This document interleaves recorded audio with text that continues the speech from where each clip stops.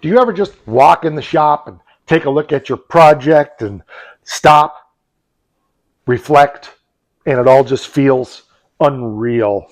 That's where I'm at right now with the Stitches Challenger.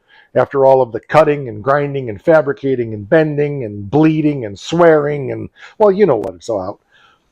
After all of that, it's finally off of the rotisserie.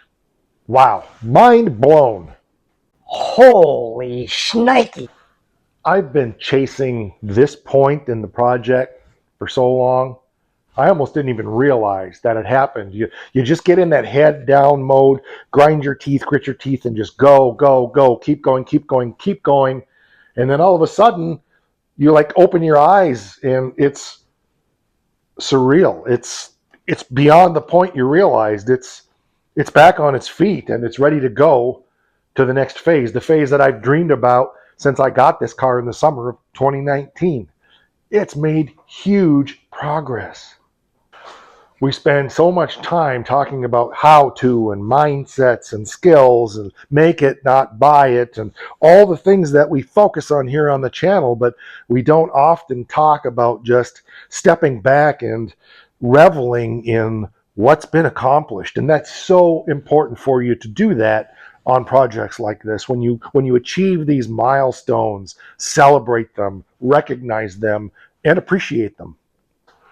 So wherever you're at in your project, take that time right now. Even if you haven't achieved a milestone, just take some time to go out and just look at it. I've put this outside for 3 days to just look at it and appreciate it and marvel at how far it's come. It's really, really important for you to do that, to encourage yourself, to say all the hard work, all the blood, sweat, and tears has been worth it. Don't forget to take time to do that. Every milestone only happens once in your build. Take time to appreciate it. I know I am. Yes, I've already been plotting and planning how I'm going to heat shrink this last spot on the roof to get that finished up. And I've been working on other things in my mind on getting the cowl off and finishing the wood field frame and doing the back glass, finishing that up, etc., etc. But right now, I'm just reveling in what's been done. And I want you to make sure that you take time to do that on your projects too.